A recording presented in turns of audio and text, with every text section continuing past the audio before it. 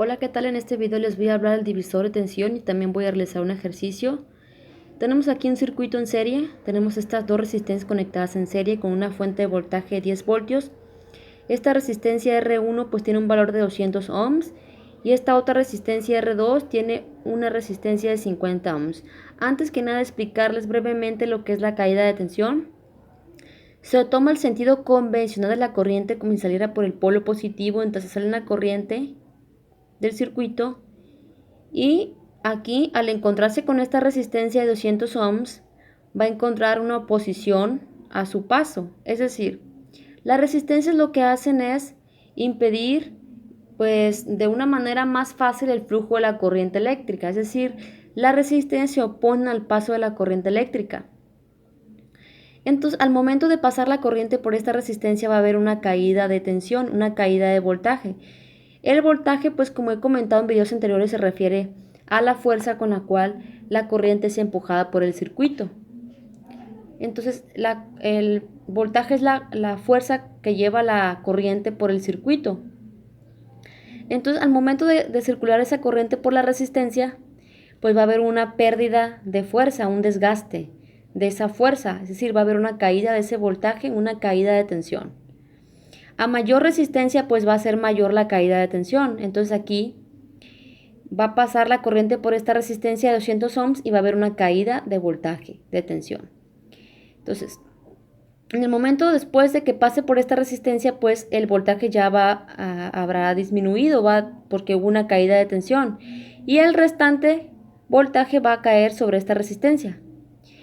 En un circuito en serie el voltaje se reparte entre sus elementos. Por ejemplo, aquí tenemos dos resistencias, ese es 10 voltios, que es el voltaje total del circuito, se van a repartir entre esta resistencia de 50 ohms y entre esta resistencia de 200 ohms. Pero vamos a aplicar una fórmula al divisor de tensión o de voltaje para poder saber el valor de voltaje que cae en cada resistencia. La fórmula es la siguiente. Si queremos saber el voltaje en la resistencia R1, es decir, el voltaje en esta resistencia, multiplicamos el voltaje total por el valor de esa resistencia, es decir, los 10 voltios por el valor de la resistencia, que es 200, entre la suma de las dos resistencias, es decir, entre la resistencia total del circuito. Entonces, y para R2 es lo mismo. Si queremos conocer el voltaje en R2, pues multiplicamos el voltaje total por el valor de R2 entre la suma del R1 más R2.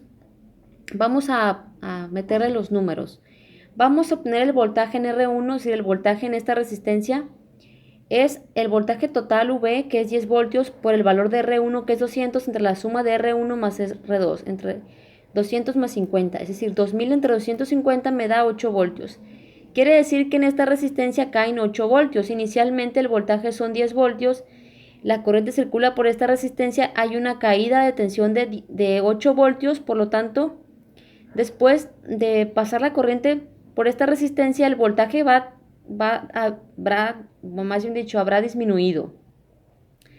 Si estaba en 10 y perdió 8 voltios según una caída de voltaje de 8 voltios, pues ya en este punto va a tener 2 voltios. Por lo tanto, estos 2 voltios van a caer en esta resistencia 50 ohms. Pero vamos a hacerlo con la fórmula para obtener el voltaje en esta resistencia R2.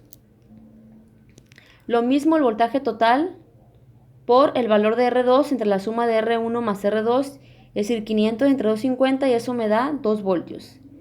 Quiere decir que los 10 voltios se van a repartir entre R1 y entre R2. 8 voltios para R1, 2 voltios para R2, ¿sí? Ahora voy a realizar otro ejercicio.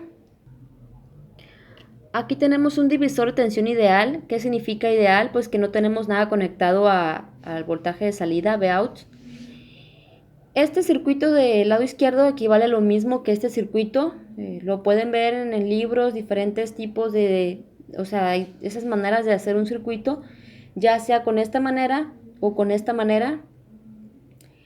Aquí vemos que este vendría siendo el positivo de la fuente de voltaje y R1, un extremo, una patita de R1 está conectada al positivo, y aquí lo mismo, aquí vemos que el positivo está conectada a una patita de R1 y la otra patita de R1 pues está conectada a una patita de R2, es decir, esta patita de R1 está conectada a una patita de R2 y la otra patita de R2 está conectada al negativo.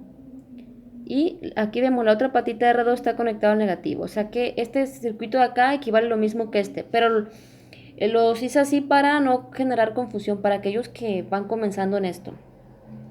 Entonces aquí lo que se nos pide es obtener el voltaje de salida. Pero vamos a analizar lo siguiente. Tenemos estas dos resistencias R1 y R2, cada una es de 10 ohms. El voltaje total de la fuente son 5 voltios.